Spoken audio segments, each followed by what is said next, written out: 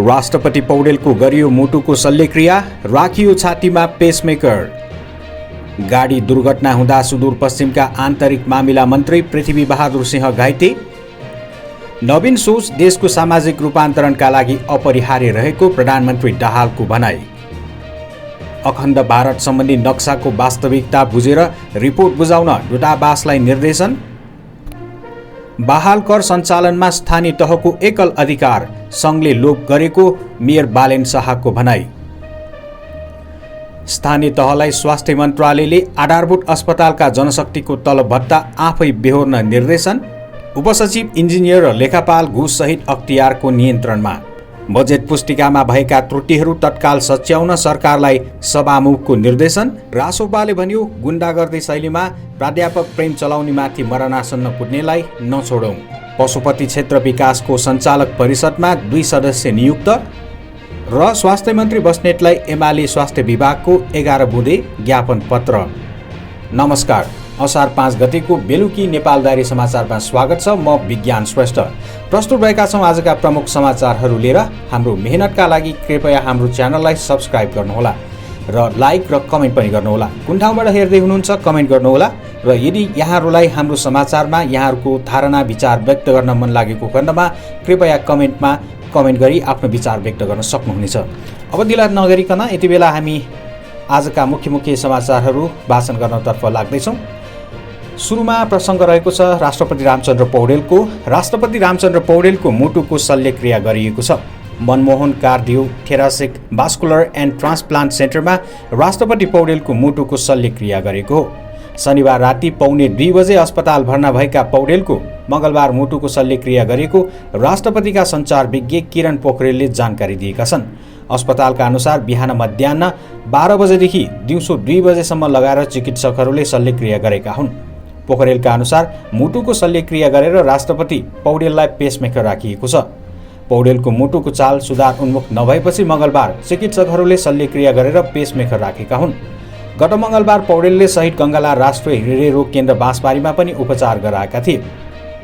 बाँसबारीमा angioplasty गरेर बन्द भएको मुटुको नसा खुलाइएको थियो।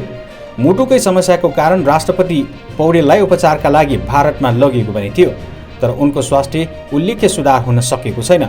शल्यक्रिया पछिको राष्ट्रपति पौडेलले स्वास्थ्य अवस्थाबारे अस्पतालले विज्ञप्ति जारी गरेर जानकारी गराउने पोखरेलले बताएका छन्। बझाङमा गाडी दुर्घटना हुँदा सुदूरपश्चिम सरकारका आन्तरिक मामिला तथा कानुन मन्त्री पृथ्वी बहादुर सिंह घाइते भएका छन्। मङ्गलबार दडेलधुराबाट चैनपुर जाने क्रममा मन्त्री सवार गाडी बझाङको केदारसिंह गाउँपालिकाको कारछट भन्ने ठाउँमा सडकबाट अन्दाजी 50 मिटर तल कालङ्गा खोला किनारामा खसेको हो। सुपप्र 01001 J480 नम्बरको उक्त गाडी दुर्घटना हुँदा पूर्ण रूपमा क्षतिग्रस्त भएको छ। दुर्घटनामा परेर मन्त्री सिंहसहित अन्य 4 जना गम्भीर घाइते भएको जिल्ला प्रहरी कार्यालय बझाङका डीएसपी जागेश्वर भण्डारीले जानकारी दिएका छन्। मन्त्री सिंह, उनकी पत्नी अमृता सिंह, जया देवी सिंह, अङ्गरक्षक दीपक भण्डारी अचेत अवस्थामा रहेको बझाङकी सहायक प्रमुख जिल्ला अधिकारी सत्यकुमारी जोशीले जानकारी दिएकी छिन्। दुर्घटनामा घाइतेहरूलाई उद्धारका लागि सुर्खेतबाट नेपाली सेनाको हेलिकप्टर आइरहेको जिल्ला प्रशासन कार्यालयका सूचना अधिकारी सत्यकुमारी जोशीले जानकारी दिएका छन्। प्रधानमन्त्री पुष्पकमल दाहाल प्रचण्डले नवीन सोच राष्ट्र र जनताको पक्षमा सामाजिक रूपान्तरणका निमित्त अपरिहार्य भएको बताएका छन्। सङ्घीय मामला तथा सामान्य प्रशासन मन्त्रालयद्वारा आयोजित प्रतिभा डबली कार्यक्रमलाई सम्बोधन गर्दै उनले उक्त कुरा बताएका हुन्। प्रधानमन्त्री प्रचण्डले भने, मैले विगतदेखि केही विद्रोहमा, कहिले शान्ति सम्झौतामा त कहिले संविधान सभामा र अहिले पनि फेरि एउटा नयाँ ध्रुवीकरण र प्रक्रियाको निम्ति सामाजिक रूपान्तरणको अभियानमा जारी राखेको पहल पनि नवीन सोचका कारण नै सम्भव भएको हो। उनले हरदम आफ्नो विचार, सोच र शैलीलाई सृजनात्मक ढङ्गले विकास गर्ने व्यक्तित्वको आफूले सधैँ उच्च मूल्याङ्कन गरेको बताएका छन्। मानव समाजको विकास पनि नवीन सोचको खोजीको क्रममा भएको हो। मानव र अरू प्राणी बीचको अन्तर पनि विचारको निरन्तर विकासको प्रक्रियासँग सम्बन्धित छ। प्रधानमन्त्रीले भने, अहिले 21औं शताब्दीमा विज्ञानको विकाससँग हामीले हाम्रा सोचहरूलाई अझ नवीन र तीव्रताका साथ बढाउँदै लैजाने र त्यसले आफ्नो कर्मलाई अझ प्रभावकारी बनाउँदै लैजाने केन्द्रित हुनुपर्दछ। मलाई विश्वास छ तपाईहरूले यो प्रतिभा डबली कार्यक्रमबाट यस्तो सृजनात्मक नवीन सोचलाई प्रोत्साहित गर्न आफ्नो ठाउँबाट चिन्तन मनन गरिराख्नु भएको छ। प्रधानमन्त्रीले वर्तमान सरकारले सुशासनलाई जोड दिएको उल्लेख गर्दै सुशासन भनेको आफ्नै सोच र शैलीमा सुधार गर्दै आत्मसमीक्षा गर्ने विधि भएको बताएका छन्। उनले नेपालका कर्मचारीभित्र क्षमता, प्रतिभा र अनुभव सबै दृष्टिकोणले सक्षम कर्मचारी तन्त्र रहेको विश्वास व्यक्त पनि गरेका छन्। प्रधानमन्त्रीले स्थायी सरकारको रूपमा चिनिने कर्मचारी तन्त्रको सेवा प्रवाहको प्रभावकारिताको सरकारले मूल नेतृत्वको सफलता र असफलतालाई पनि प्रत्यक्ष रूपले प्रभावित हुने बताएका छन्। परराष्ट्र मन्त्री नारायण प्रसाद साउदले नेपाल सरकारले अखण्ड भारत सम्बन्धी नक्साको वास्तविकता बुझेर रिपोर्ट बुझाउन दिल्ली स्थित नेपाली दूतावासलाई निर्देशन दिएको बताएका छन्। मंगलबार प्रतिनिधि सभा अन्तर्गतको अन्तर्राष्ट्रिय सम्बन्ध समितिलाई प्रधानमन्त्रीको भारत भ्रमणको विषयमा समितिमा उठेका प्रश्नको जवाब मन्त्री साउदले दिएका हुन्। उनले भारतले बनाएको नयाँ संसद भवनभित्र राखेको अखण्ड भारत सम्बन्धी नक्सामा लुम्बिनी, कपिलवस्तु लगायतका नेपाली भूभागहरू पनि समेटिएको विषयमा भारत सरकारको आधिकारिक धारणा आएको बताए। उनले अखण्ड भारतको नक्सा म्युलरमा सम्राट अशोकले समयमा भएको साम्राज्यको फैलावट जनाएको भनी नक्सामा लेखिएको र राजनीतिक विषय नभएको भनी भारत सरकारका तर्फबाट आधिकारिक धारणा भारतका विदेश मन्त्रीबाट आएको बताए। मन्त्री साउदले अखण्ड भारतको नक्साका विषयमा भारतीय पक्षसँग कुरा गरी प्रतिवेदन पाउन नयाँ दिल्ली स्थित नेपाली दूतावासलाई निर्देशन दिएको समितिलाई स्पष्ट पनि पारेका छन्। उनले अखण्ड भारतको नक्सा भन्दा पनि चित्र भएको बताएका छन्। उनले अखण्ड भारतको नक्साको विषयमा आफूले सञ्चार माध्यममा नेपाल सरकारले स्पष्ट जानकारी र आधिकारिक जानकारी नआई बोल्न नमिल्ने भएकाले जानकारीमा नभएको बताएको प्रश्न पारेका छन्। उनले दुई देशको संवेदनशील विषयमा देशको प्रधानमन्त्रीको भ्रमणको सन्दर्भमा परराष्ट्र मन्त्रीले बोलेको अभिव्यक्तिले यो देशको भ्रमण र सम्बन्धबारे पूर्ण जानकारी नलिई बोल्न परिपक्व नहुने पनि बताएका छन्। काठमाडौँ महानगरपालिकाका मेयर बालेन्द्र शाह बालेनले संविधानले स्थानीय तहलाई दिएको बहाल कर सङ्कलनको अधिकारमा सङ्घले लोभ गरेको बताएका छन्। सामाजिक सञ्जाल फेसबुक मार्फत मेयर शाहले संविधानले स्थानीय सरकारलाई दिएको एकल अधिकार निर्वाध प्रयोग गर्न वातावरण तयार गरिदिन सङ्घीय सरकारलाई आग्रह गरेका छन्। सङ्घ सरकारका कारण महानगरले करिब 1.5 अर्ब आय पाउन नसकेको र करदाता समेत दोहोरो मारमा परेको उनले उल्लेख गरेका छन्। बहाल कर संविधानले स्थानीय तहलाई दिएको एकल अधिकार क्षेत्रभित्रको सूचीमा पर्छ। संविधानको धारा 57(4) तथा अनुसूची 8 मा यस सम्बन्धी व्यवस्था छ। स्थानीय सरकार सञ्चालन ऐन 2074 को दफा 57ले कुनै व्यक्ति वा संस्थाले घर जग्गा बहालमा दिएकोमा यस्तै बहाल रकममा बहाल कर लगाउने अधिकार स्थानीय तहमा निहित रहेको स्पष्ट पारेको छ।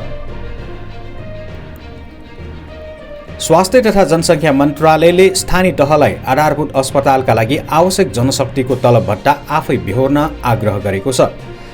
सोमबार स्वास्थ्य मन्त्री मोहन बहादुर बस्नेतले 7 बुँदे परिपत्र गर्दै सङ्घीय सरकारलाई आर्थिक भार परेको भन्दै आधारभूत अस्पतालका लागि आवश्यक जनशक्तिको तलब भत्ता आफै व्यवस्था गर्न स्थानीय तहहरूलाई आग्रह गरेका हुन्। स्वास्थ्य मन्त्रालयले 5, 10 र 15 शैय्याको अस्पतालहरूको दरबन्दीको नमुना तयार भएको र उक्त दरबन्दीको संरचना र दरबन्दी स्वीकृत नभएको जनाउँदै सङ्घीय सरकारले आर्थिक भार लिन नसक्ने भन्दै जनशक्ति व्यवस्थापनका लागि सबै स्थानीय तहलाई आधारभूत अस्पतालको दरबन्दीको नमुना तयार भएको तर नेपाल सरकारद्वारा हालसम्म संगठन संरचना तथा दर सम्बन्धी स्वीकृति भइसकेको हुँदा सङ्घीय सरकारमा आर्थिक भार नपर्ने गरी पालिकाको आवश्यकता र आर्थिक स्रोत हेरी कर्मचारीसँगै तलब भत्ता र अन्य सुविधाको व्यवस्थापन पालिकाबाटै हुन मन्त्रालयले गरेको परिपत्रमा भनिएको छ। स्वास्थ्य मन्त्रालयले आधारभूत अस्पतालको दरबन्दी नमुना पास गरेर 21 असार 2079 मा मन्त्री परिषदबाट पठाएपछि उक्त दरबन्दी पास भएको छैन। सडक आयोजनाको काममा बिल भुक्तानी गरिदिए बापत 4 लाख रुपैयाँ घुस लिने उपसचिव सहित 4 जनालाई अख्तियार दुरुपयोग अनुसन्धान आयोगले रङ्गीहात पक्राउ गरेको छ।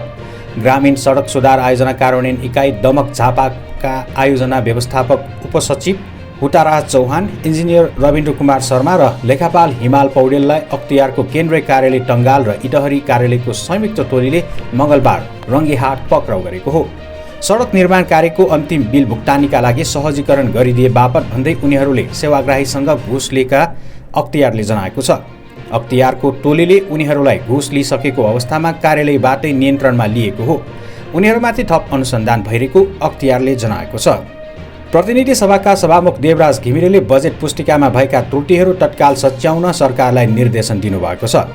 मंगलबार 15 मिनट स्थगित भई बसेको दोस्रो प्रतिनिधि सभा बैठकमा सभामुख घिमिरेले शहरी विकास मन्त्रालय र संस्कृति पर्यटन तथा नागरिक उड्डयन मन्त्रालयका बजेट पुस्तिकामा केही त्रुटि भएको उल्लेख गर्दै सच्याउन निर्देशन दिनुभएको हो।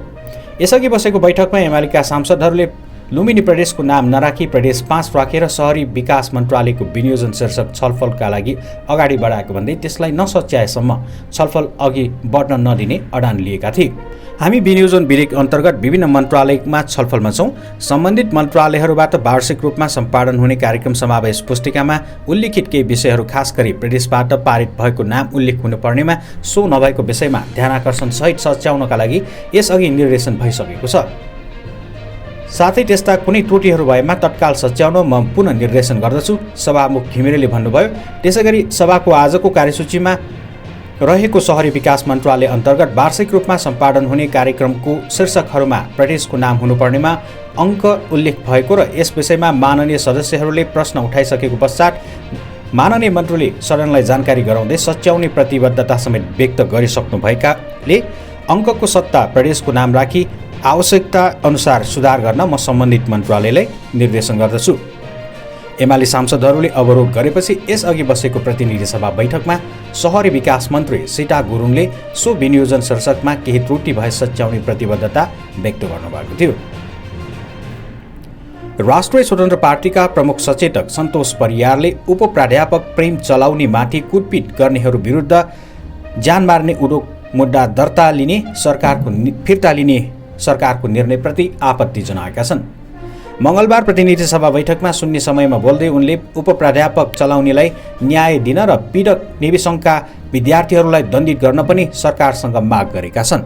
उनले त्रिभुवन विश्वविद्यालयका समाजशास्त्रका उपप्राध्यापक चलाउनेलाई विश्वविद्यालय परिसरमै मरणासन्न हुने गरी कुटपिट गर्नेहरूलाई कडाभन्दा कडा कारबाही गर्नुको सट्टा उनीहरूलाई लगाइएको मुद्दा समेत फिर्ता लिने काम गरेर सरकारले अन्याय गरेको भन्दै आक्रोश व्यक्त गरेका छन्।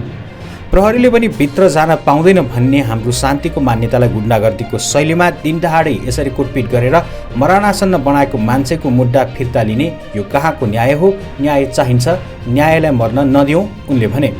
उनले यो गल्ती भएको भएमा यसलाई सच्याउन पनि उनले अनुरोध गरेका छन्। न्याय पनि मरियो भने हाम्रो आशा रहँदैन। विश्वविद्यालय जस्तो क्षेत्रमा यसरी गुण्डागर्दी शैलीमा मरणासन्न हुने गरी कुट्नेहरूलाई नछोडौँ। म सम्माननीय सभामुख मार्फत नेपाल सरकारको गृह मन्त्रीलाई अनुरोध गर्न चाहन्छु, कृपया यो गल्तीलाई सच्याउन पीडितलाई न्याय दिनुहोस् उनले भने। नेविसङ्घका कार्यकर्ता विरुद्ध ज्यान मार्ने उद्योगको मुद्दा गत जेठ 30 गते बसेको मन्त्री परिषदको बैठकले फिर्ता गर्ने निर्णय गरेको थियो। सरकारले यसरी मुद्दा फिर्ता गर्ने निर्णयपछि पीडित चलाउने अनसनमा बसेका थिए। पशुपति क्षेत्र विकास कोष सञ्चालक परिषदको सदस्यमा क्षितिज पराजुली र हरिनाथ ढकाल नियुक्त भएका छन्। कोष सञ्चालक परिषदको सदस्य समेत रहेका संस्कृति पर्यटन तथा नागरिक उड्डयन मन्त्री सुदन किराँतीले पराजुली र ढकाललाई सदस्यमा नियुक्त गरेका प्रवक्ता रेवती रमन अधिकारीले जानकारी दिएका छन्। कोष सञ्चालक परिषदको सदस्य मन्त्री तथा परिषद अध्यक्ष स्तरीय निर्णयबाट नियुक्त हुने व्यवस्था पशुपति क्षेत्र विकास कोष ऐन 2044 मा गरिएको छ। ऐनको दफा 8 को उपदफा 2 अनुसार संस्कृति विज्ञ एवं धार्मिक पर्यटन विज्ञ मध्येबाट बढीमा 7 जना सदस्य कोष सञ्चालक परिषदमा नियुक्त गर्ने व्यवस्था छ। परिषदमा राष्ट्रिय योजना आयोगको संस्कृति हेर्ने सदस्य, पशुपतिनाथका मूलभट्ट, संस्कृति, गृह र भौतिक पूर्वाधार तथा यातायात मन्त्रालयका सचिव, काठमाडौँ महानगरपालिकाका प्रमुख र गुठी संस्थानका अध्यक्ष वा प्रशासक मध्ये 1 जना पढेन सदस्य रहने व्यवस्था पनि ऐनमा गरिएको छ। र अन्तमा नेकपा एमाले स्वास्थ्य तथा जनसङ्ख्या विभागले स्वास्थ्य तथा जनसङ्ख्या मन्त्री मोहन बहादुर बस्नेतलाई 11 बुँदे ज्ञापन पत्र बुझाएको छ। एमाले स्वास्थ्य विभाग प्रमुख एवं पूर्व स्वास्थ्य मन्त्री कृष्ण गोपाल श्रेष्ठ नेतृत्वको सदस्य टोलीले मंगलबार मन्त्री बस्नेतलाई मन्त्रालयमै भेटेर ज्ञापन पत्र बुझाएको हो। ज्ञापन पत्रमा प्रत्येक अस्पतालले कुन शय्याको 10% शय्या विपन्नका लागि निशुल्क छुट्याएर सम्पूर्ण उपचार निशुल्क गर्नुपर्ने नियम कडाइका साथ लागू गर्नुपर्ने, स्वास्थ्य बीमा कार्यक्रमलाई सहजीकरण गर्नुपर्ने, आधारभूत स्वास्थ्य केन्द्र र आधारभूत अस्पतालहरूको निर्माण चाँडो सम्पन्न गर्नुपर्ने माग गरिएको छ। यसैगरी चिकित्सक स्वास्थ्य कर्मीहरूको विदेश पलायन रोक्न विशेष कार्यक्रम ल्याउनुपर्ने, सरुवा रोगको संक्रमण रोक्न पूर्व तयारी गर्नुपर्ने, कर्मचारीको सरुवामा एकरूपता ल्याउनुपर्ने, स्वास्थ्य कर्मीको सुरक्षा व्यवस्थालाई भरपर्दो बनाउनुपर्ने र डायलिसिस सहित अस्पतालमा हुने अपरेसनका लागि पालो कुर्नुपर्ने अवस्था अन्त्य गर्ने लगायतका माग गरेको छ। एमाले स्वास्थ्य विभागका सचिव महेन्द्र श्रेष्ठले ज्ञापन पत्र पढेर सुनाउनु भएको थियो। एमाले विभाग प्रमुख कृष्णगोपाल श्रेष्ठले मन्त्री बस्नेतलाई उक्त ज्ञापन पत्र हस्तान्तरण गर्नुभएको थियो। यसका साथै नेपाल डायरी समाचारको असार 5 गतेको बेलुकी अङ्क समाप्त भएको छ। आजको लागि हामी यति नै। भोलि बिहान हामी नयाँ बुलेटिन लिएर उपस्थित हुने बाचा गर्दै यतिन्जेलसम्म साथ दिनुभएकोमा धेरै धेरै धन्यवाद। नेपाल डायरी समाचारलाई यहाँले सब्सक्राइब गर्नुभएको छैन भने कृपया सब्सक्राइब गर्नुहोला र लाइक र कमेन्ट पनि गर्नुहोला। आज प्रस्तुत गरेका समाचारहरू यहाँलाई आफ्नो धारणा व्यक्त गर्न मन लागेको छ भने कृपया हाम्रो कमेन्ट सेक्सनमा कमेन्ट गर्न पनि नभुल्नुहोला। भोलि बिहान हामी अर्को बुलेटिन लिएर उपस्थित हुने बाचा गर्दै आजका लागि भने बिदा चाहन्छौँ। नमस्कार।